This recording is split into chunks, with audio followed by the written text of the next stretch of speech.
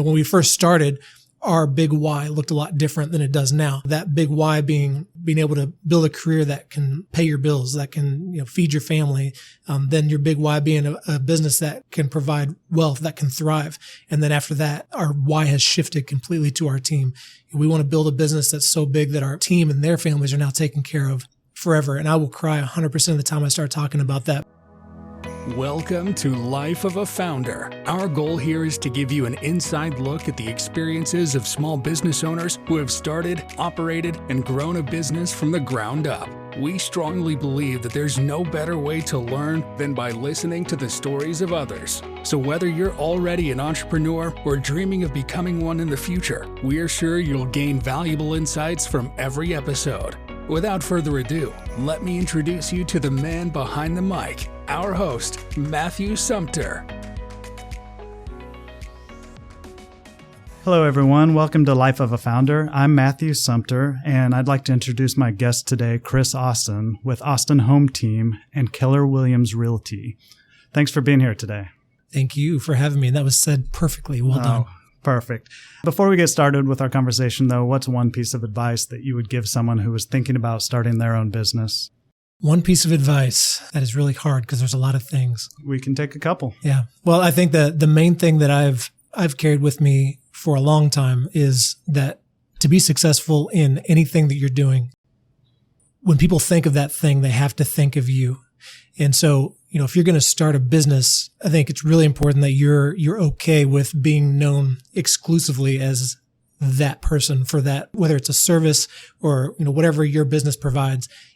People are going to know you for that, and that's how you're going to be successful. So you need to be okay with it. And I learned that the hard way, first of all, by starting a business that I did not want to be known for, that when people saw me coming, they ran the other way because they did know me as that person. But that's how you have to be successful. So just make sure that whatever business you start, you're okay with being known as that person. All right. Perfect. Thank you. Tell me a little bit about your business, how you got started, and how you got to where you are now. We are a residential real estate team. So we help people buy, sell, and build their homes. We've been doing it just started our 19th year this year. So it feels like an eternity. It's been a long time, but, we've been able to grow our business over those years to where, on a regular basis, we're going to sell anywhere from 180 to 200 homes a year. And it's grown into something that I think when we started, we never thought that it would be something that big, but we feel very blessed. Very nice. What inspired you to become an entrepreneur and go out on your own? I mean, I kind of know a little bit of your history, and I know you started with the previous team, and at some point you flipped that. So how did that come about? The entrepreneur part, I don't think I ever really set out to become an entrepreneur in the beginning. I was a full-time musician before this, and so I just started to supplement my income. That kind of started as a side gig. In reality, you can't really be an entrepreneur as a side gig. It's just not something you're going to be successful at. But it all came down to I'm just not good at working for other people, and so I'm not good at having a boss and working for a company. I think that when people become supervisors or bosses, so many times they're not becoming that because they've mastered their craft or because they're really good at something. Usually they become some sort of manager or supervisor because they've been with the company for a long time, or maybe they're really good at one thing, and so they put them in charge of people. And I found it was really hard for me to follow people that aren't at the top of their game or that haven't mastered their craft. And so as I started getting more and more into owning my own business, that became the driving force. I didn't want to work for anybody else. Where kind of were you at that point when you made that switch over? Were you making a good income? You were supporting yourself. It was a full-time job at that point, but you just felt like you wanted to be on your own at that point? Yeah. When I first started the business, the first 2 years were really hard. And I think with any company that you start, your first 2 years is really going to make or break your entire career. And so when I first started, I was on my own and just trying to figure the whole thing out, taking advice from all the different places. We call it shiny object syndrome, where you're always looking for ways to be successful. So if this person's doing this, you're going to grasp onto it. It's the shiny object of that moment. And if that doesn't work, here's another thing. I'm going to grasp onto that. So there's so many different ways to be successful at so many different businesses that you're always grasping at straws. So for the first 2 years, I really struggled. And then I got introduced to a very successful team. Kind of goes back to working for someone else, having another boss that hasn't necessarily mastered their field. Well, I found a team that had a leader on it that owned that business that had mastered that field. So I latched onto that. And that really became a guide for the rest of my life, trying to find mentors at anything that I wanted to do well, find whoever's at the top of that game and just latch onto them. But in real estate, I found that person who ran a large team was where I wanted to go and ran their business a way that I felt was a good fit for me. So no more grasping at shiny objects, just mega laser focused on a very specific way of doing business. And that was the referral-based business. So I got in touch with that team and eventually was able to earn my way onto it and spent the next few years learning everything I could about how they run their business. So if someone was thinking about getting into the real estate business, do you think you would recommend that's kind of the way to go, is to get with someone that you can learn from? And whether it's joining a team or finding a mentor, I think really with any business, it's finding a mentor that's doing what you want to do at a high level and, do whatever you can to latch yourself onto them. You're not always going to be able to join a team of that person. They're not going to always have that space for you, but building that relationship. I've heard stories about people that will go across the U.S. and pay somebody money so they could spend a week or a month with them just to learn everything they can. So whatever that looks like for you, if you find that mentor that's doing what you want to do, just latch yourself onto them. And for me, that I'm a visual learner. That's just the best way for me to do it. And that's what I did. I've recently seen these services where you can have a 30-minute phone call with the person who's top of their field and spend thousands of dollars. I mean, but it's amazing that there are those people still out there that, they'll do the same thing for free if you find them, if it's someone who really cares about. Yeah, the gurus, all that stuff, you have to be careful because you've heard the saying, when people can't do, they teach, So I'm always careful with the people that are asking me to pay a lot of money for that, although I do have a professional coach. But I love the people the truly successful people that have mastered their craft are so willing to share. And you're going to see that's a theme over and over again, that successful people are always willing to share because nobody gets where they are by themselves. They've all had help. And the people that are at the top of their game are usually grateful enough they want to share that with other people. So when you decided to leave that group that you were a part of and go out on your own, what kind of concerns did you have with that transition, or what kind of things did you have to learn in order to be completely on your own again and transition into even growing your own team? Mm-hmm. Yeah, it's limiting beliefs, and being an entrepreneur is full of limiting beliefs and the stories that you tell yourself. And so when you're a part of a team, you're part of something bigger than yourself, you have the security of it's not you necessarily doing it. You're not having success. It's having the success and you're a part of it. And so when our business got to the place where we really had nowhere else to go except for on our own, start our own company, our own team, all the fears come in that you can't do it. It did it, not you. And, obviously the expense of running your own business, there's a lot of expense. So people like to see the gross number, the number that the business is making, and not understand all that goes into that.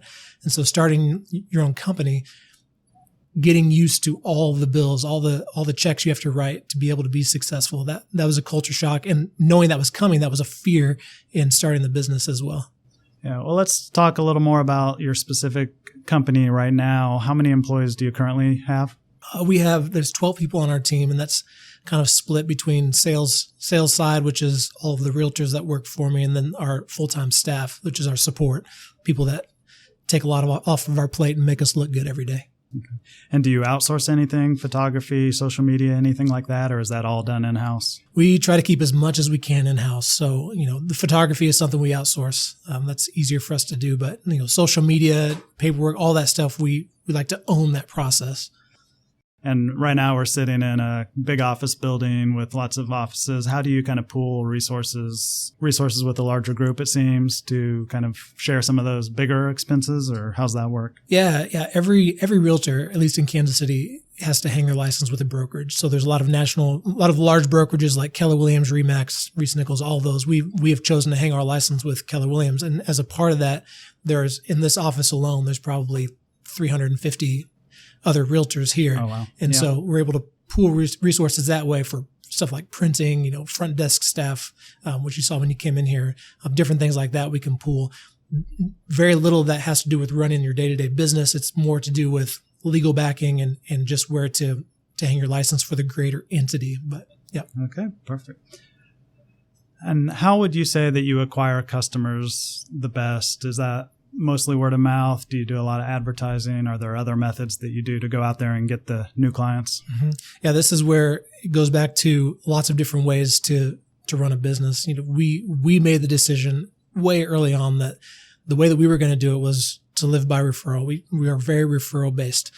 We learned early on that just like the houses that we sell, our clients can appreciate, they can increase in value as we go. So all of our business is geared towards really serving our past clients in our sphere, people that have either used us in the past, not currently, or people that we know, and serving them in a way that makes them walking billboards for us. So our day-to-day work has way less to do with writing contracts and showing homes, although we do that day to day, and way more to do with how can we serve our sphere and our database in a way that makes them want to tell everybody about us.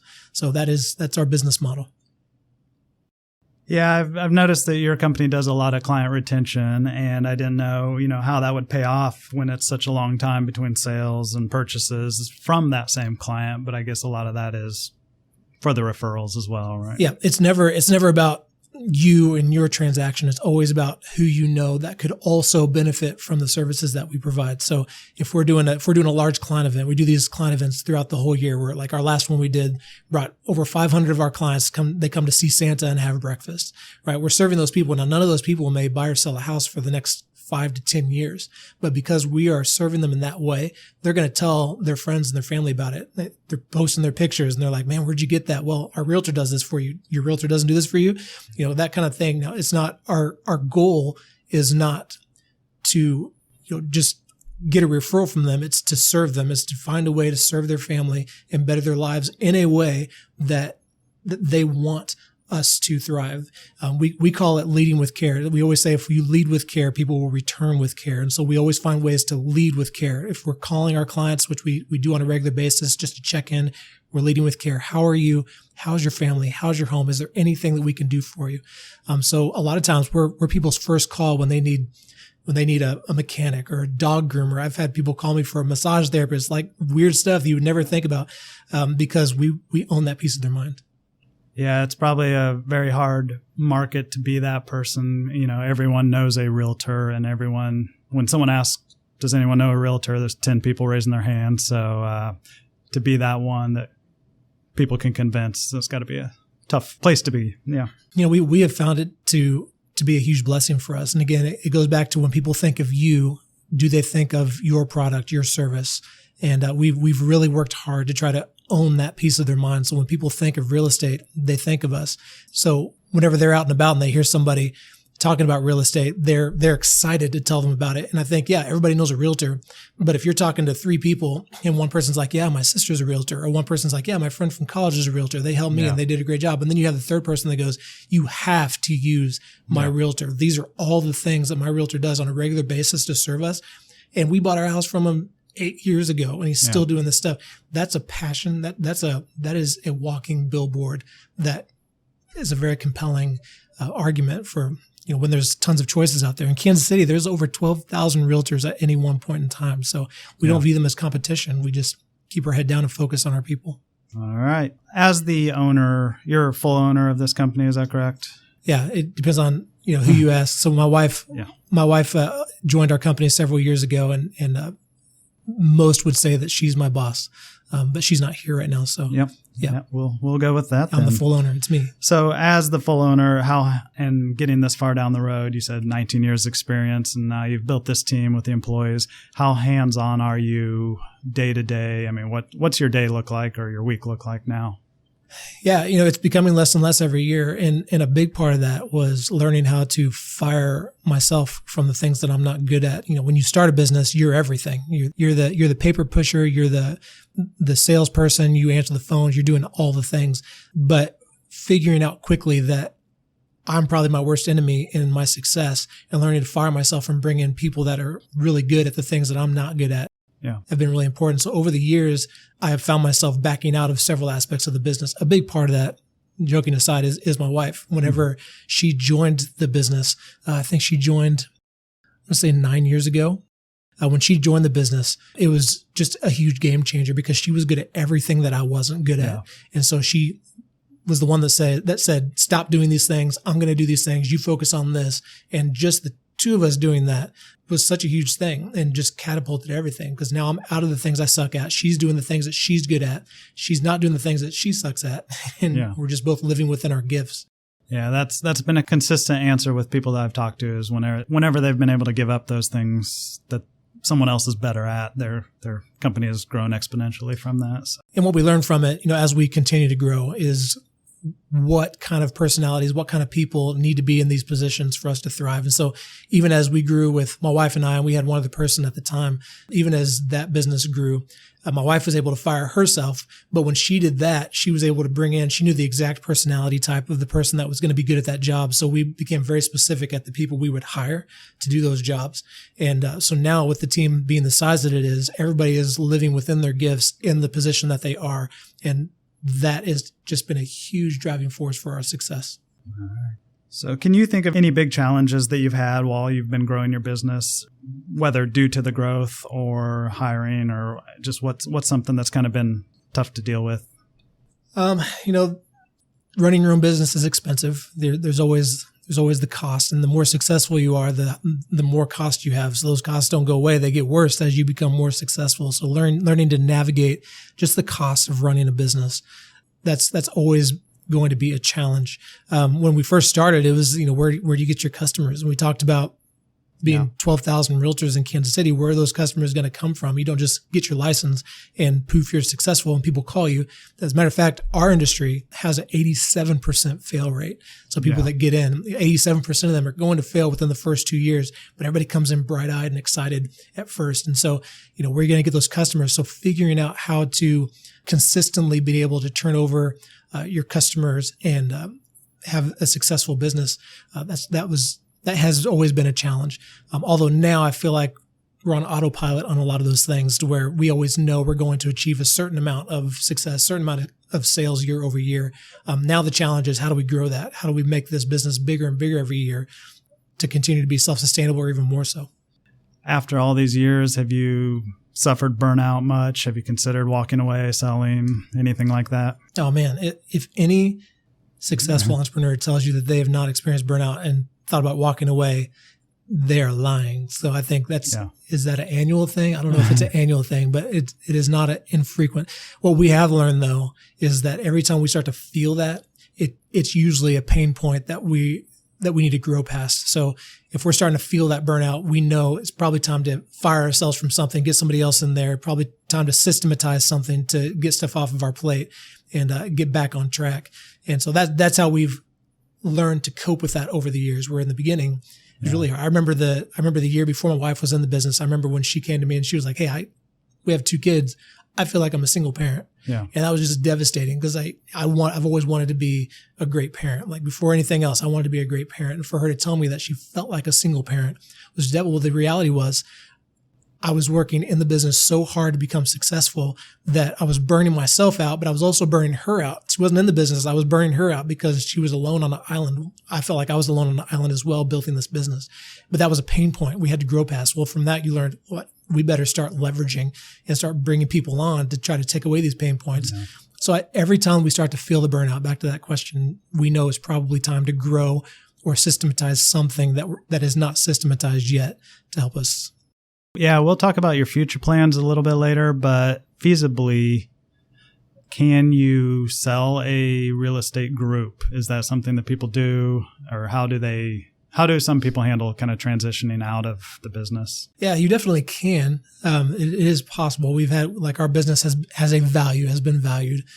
I would say that for the most part, people don't. In real estate, the vast majority of people will sell until they're just too old to do it anymore. The process of selling a real estate business or any sales business is difficult, because at the end of the day, you are the value proposition. Your people come to you for your service, and a lot of it's so relational, so it becomes harder to sell. But there are systems to sell a real estate business. It's not something that we've really ever been interested in. It's probably not something that's been done well a lot. Okay. For the listeners who don't know and who are possibly thinking about getting into a business like this, can you explain how an agent is compensated? Yeah. Compensation has been a big topic for real estate in the news lately. We're 100% commission. Most realtors are 100% commission. You only make money if a home sells. So realtors will charge a commission or a flat fee based on the home sale, based on actually selling the home, the price of the home that they sell. So that 100% commission thing that's what makes it so difficult, because theoretically that means there's no ceiling to how much you can make. If you charge a specific commission or a specific flat fee, if you sell 1 million homes, there's no ceiling to what you can make. But unfortunately, there's also no floor to how far you can fall. So there's costs associated with running a real estate business. There's costs associated with being a licensed realtor. Those costs are there whether you sell a home or not. So monthly, quarterly, annual fees, those are all coming out of your bank. If you're not selling, those are still coming out. So yeah, we're paid through a commission on every home sale, and we also pay all of our bills through that same fund. And that kind of explains why 87% probably fail, is because, it's hard to get that first sale, and, it's hard to work for nothing. So, yeah. And when you're first starting out, one of the worst feelings in the world is January 1, when you look back and you're like, I just had this year where I sold this amount of homes. Now I'm starting over. And if you don't run an actual business, where you have checks and balances, where you're doing things on purpose, you will view every single year as starting from scratch. You're starting over. How am I going to reproduce what I did before? And that can be devastating as well, and knock a lot of people out of the game. You kind of alluded to it, but beyond labor, as the business owner, what are some of the other expenses that you have? I guess the agents working for you, what are some of the other kind of expenses you have besides the labor and salaries and things like that? Yeah. At the level we're at, we have staffing and large office bills and all that stuff. If you're just starting out running your own real estate business or any sales business, you're going to have, obviously your marketing is going to cost, and you get to decide how much marketing you do. But by the way, the amount of marketing you do is probably directly correlated to your success. So all the marketing expense is up to you. There's going to be costs associated with just being licensed every year, on a month-to-month basis. You're also paying office bills just to have your license hung with a specific company. There's no 401ks.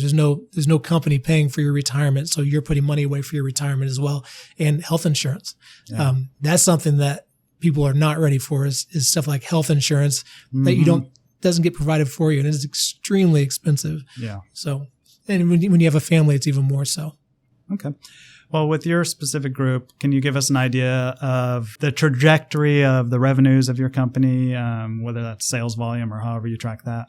Yeah, we have been so blessed in the way that year over year our income has always gone up. So we've always made more than we did the previous year back since we started. So 19 years later. The one difference was last year. Last year was the first year in, at that point, 18 years where we did not increase in income.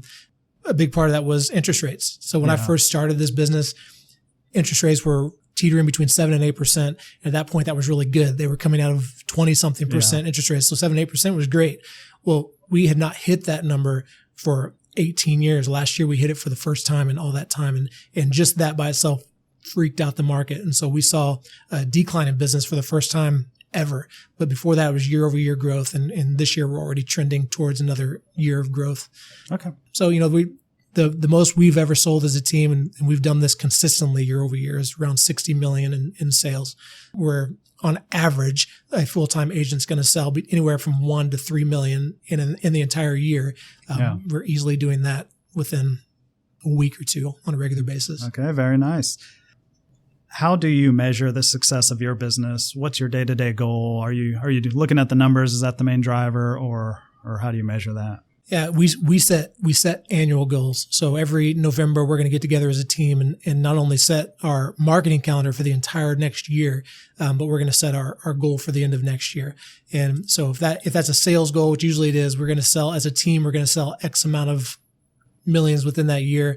We start to work backwards from that throughout the year. Now, in order to sell that much, what needs to happen? And so for us, that's communication. If I touch base with 20 people, I'm probably going to get one referral out of that 20. So that's our kind of 20-to-1 ratio. So if I want to sell 180 homes or 200 homes, how many people do I need to be talking to every single day, every single week, every single month in order to get that referral? If I'm on a 20-to-1 ratio, I'm talking to a lot of people in order to do that. So we set miniature goals within our larger goals, but we're setting our goal for each year, the year before. And then we're kind of working backwards, breaking that down into smaller goals in order to reach that goal. How much would you say that your success is hard work versus luck? Does luck come into it? Yeah, I think there is, call it luck, call it divine intervention. I'm going to call it divine intervention. I feel like the fact that we've been faithful to our goals and faithful to our calling, that God has blessed our business in that way. But there is an aspect of that to it, because a lot of it, so much of it is about who you know. If you know nobody, then you're probably not going to get any help. My very first transaction was a guy I went to college with who said, "Hey man, if you get your real estate license, you can help me buy my first house." Well, his first house was $450,000 house. That's a big first check, right? Nice start. It's also, mentors. If you don't know, I was very fortunate throughout my career to happen to know a couple of people here and there that were very successful with their craft. So there's luck there to be in relationship with those people up front, and they were willing to bring me in and teach me things. So there is an aspect of luck, but I think the vast majority of it is hard work. You're putting so much time, blood, sweat, and tears into your craft to be successful, and truly successful entrepreneurs they've given everything. All right. Are there any funny or interesting stories or interesting houses that you've seen? Anything that you can recall? Yeah, I've been thinking about this.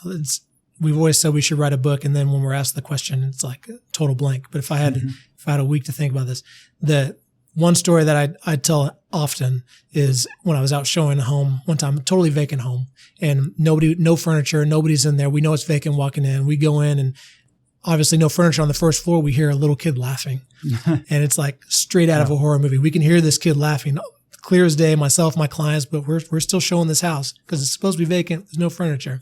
Well, the laughing starts to get louder and louder as we go upstairs, and it is like obvious that somebody is up there. And so I'm telling my clients, hold on. That was early on in my career, so I was I was braver, and I told them to hold on. Now I'd probably send the clients in. But I started walking towards the noise and walk into the master bedroom, turn the corner, and there is a grown woman in that shower, taking a shower, washing her hair, Plus in her hair, her hands are on her head, no clothes on, and her young kid is sitting on the floor of the shower playing with toys, and they're just in there. I have to assume it was a cleaning person or some sort of squatter. Well, I turned the corner, took a look, realized what it was, and slowly backed out, because the last thing I needed was for her to turn and see me.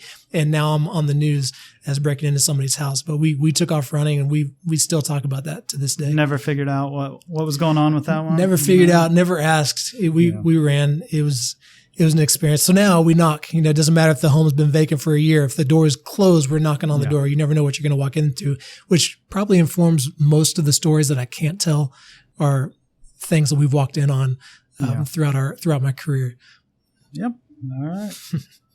So what are your future plans? What are you thinking right now as far as, let's just say, retirement or moving on to something else down the road? Are you going to be one who sells houses till you can't, or you've got some other ideas? Yeah. We want to build a business that outlives us. So we're working towards that now, to where, I do feel like now, if we wanted to leave for 6 months, that our business is sustainable for those 6 months and that we don't have to be here. We feel like we've built that, but we would love to build something that long outlives us. Everybody on my team has kids, and we would love, like, our ideal world would be for all of our kids just to have something that they can all step in. Everybody on the team, our kids could just step right into the business, into their roles, and just have this sustainable thing forever. When we first started, our big why looked a lot different than it does now. That big why being, being able to build a career that can pay your bills, that can, feed your family. Then your big why being a business that can provide wealth, that can thrive. And then after that, our why has shifted completely to our team. We want to build a business that's so big that our team and their families are now taken care of forever. And I will cry 100% of the time I start talking about that, but it's just, our team is our big why. And if we can create something that someday their families can then benefit from, step right into, our kids can step right into, they at least have the option, even if they don't want to. That is a huge goal for us. We have hobbies. We have other things that we want to do. And so as we start to build those things and do those things, we want to create that business that is self-sustaining forever. All right. And I know that you've personally gotten into some rental real estate as well. Tell me a little bit about that. How's that gone? And is that something that you'd recommend? Yeah, we love it, man. We just bought our 10th property, and that really has become the thing that eventually we want to focus on. We started buying property early on. We did kind of the house hacking thing when we first started. We bought a small home, we moved into it, had our first kid, and then bought our next one, kept that as a rental, and then from then on over the years, we've just tried to put ourselves in a position that we could purchase opportunities as they came up. Obviously, we're going to be one of the first ones to see these opportunities because that's what we do for a living. But then the last couple of years, we've started to branch into the short-term rental market, Airbnb, Vrbo, and that's just it's starting to become an unhealthy passion for us. We love it. It feeds into our what we really love to do is travel, so it feeds into that, and trying to create a business out of being able to travel is exciting to us. So sounds good. Yeah. Well, most entrepreneurs, real estate's maybe a little different than other companies, but most entrepreneurs, I think, have some other business ideas and things that they would do if they had the time. Is there any other things like that you've thought about besides the rentals? Besides the rentals, no. I think to be really, really successful in what you're doing, being laser focused is really important. I think entrepreneurs by nature are going to have ideas, but there is something called the serial entrepreneur, people that have so many ideas and they're trying to do so many different things that they can't be successful at one. And again, that goes back to the shiny object syndrome. So my personality type, the way that I do well is just to be laser focused on one thing. So the fact that I'm even into real estate investing, into that world, that I've even branched out into there is a stretch for me. So that really is my other business idea, and something that we will eventually systematize and turn into a success as well. We know how to do that. But as far as other ideas, no. Don't really have time for that. Don't really have time for that. So what are you reading or listening to right now to keep yourself kind of up to date and educated? The book that we are in the middle of now, we're reading this as a team, is called The One Thing. The One Thing is written by Gary Keller and Jay Papasan. And Gary, obviously, being the Keller and Keller Williams. It's been a great book for us, and we're in the middle of that as a team. We just finished Atomic Habits by James Clear, which we love. Yeah. Again, being laser focused, the way that my mind works, I have to turn everything into a habit. So for me to be successful at something, I have to systematize it and make it a habit, or else I won't do it. It's what keeps me motivated. So those are the one I just finished and the one we're in the middle of now. Okay, good tips. As a child, did you exhibit any tendencies toward entrepreneurism or business ownership? Yeah, honestly, I when I look back on it now, we were just joking the other day about how when I was a teenager and I was supposed to be mowing my mom's grass, I was paying a kid down the street to do it. I was outsourcing at an early age. I wasn't lazy. I was an athlete, right? But I work smarter. Work smarter, not harder. So that was at an early age. But even after that, every job that I've ever had, I've tried to figure out a way to become a supervisor or some sort of person in control. Again, it goes back to not really loving working for people, but I think of my first job at KFC when I was in high school and how hard I worked to try to become a shift supervisor for that. I don't like working for people. And so I think early on, that was probably the first sign of wanting to be an entrepreneur or having an entrepreneur mindset. Sports, I was always the captain of the team. I love that feeling of trying to be the best at something and leading a charge. The competitive nature comes out, and I like being that guy. So, all right, a couple more personal questions. When you're not working on your business, what do you like to do for fun? You mentioned travel. Do you have other free time that you can get out and do some stuff? Yeah, travel's a big one for us. So, we not just being an entrepreneur, but in the real estate game, you're working 7 days a week a lot of times, especially as you're growing your business. And so we don't get weekends and evenings like other people. We're not only working in the morning when everybody else is working the 8 to 5 or whatever, we're also working in the evening because we have to work when our clients are off of work. And that involves evenings and weekends as well. So we don't get that time that most people get to breathe. And so we take that time in traveling. So we may take 5 weekends that we didn't get, and we'll put them into one and we'll be off. So that's a big hobby of ours. We also have 2 teenagers. Both of them are in sports. And so we have, I should have said, another full-time job, which is being a taxi driver for our kids, taking them to their sports and their school activities. I guess that's not really a hobby. That's a full-time job. Yeah. Before real estate, I was a musician. So I still love to play music. I played music for full time. I got to travel playing music. And so now that I'm in real estate, another hobby is getting to play music with friends or at church. And All right, very scratch nice. that itch. Do you have any other unusual hobbies or collections that people may not know about? Not other than sports, man. We're sports junkies, so we collect sports memorabilia, and love watching our Chiefs and Royals and Kansas Jayhawks. That's a big thing. It's a culture in our house. All right. Well, we're about to wrap up. If you don't mind, let's do a few rapid fire questions where you're just going to tell me the first thing that comes to your mind. What is your favorite breakfast? Favorite breakfast is waffles. I love waffles with peanut butter on it and bananas. All right. And which Hogwarts house do you belong to? Man, I'm a Gryffindor, baby. I'm a leader. Mm-hmm. All right. What era or place in history would you visit?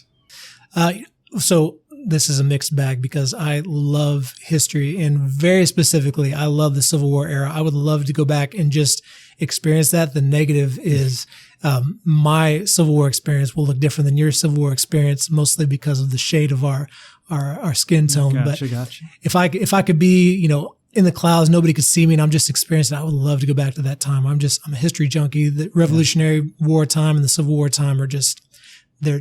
I love reading about them. I'll watch every documentary I can about them. I love it.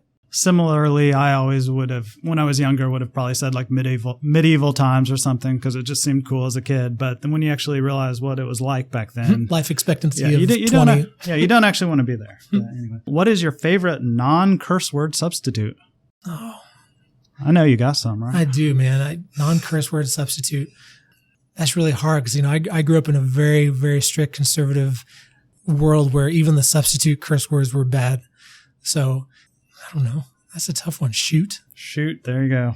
All right. Well, thanks for hanging out with me today. How can listeners find out more about your business if they're interested in either talking to you about buying or selling a house or learning more about this industry? Yeah, obviously website, austinhometeam.com is an easy one. We're on Facebook and Instagram. You can find us by Googling Austin Home Team. We're very easy to find. So, all right, perfect. Well, thanks for taking the time to speak with me. Thanks, man. Thanks for tuning in to Life of a Founder. Don't forget to hit that subscribe button so you won't miss any of our upcoming episodes. And if you have any friends or family members who would enjoy the show, please share the link with them. We truly believe that small businesses are the lifeblood of our communities. So we encourage you to take that first step and start your journey toward business ownership.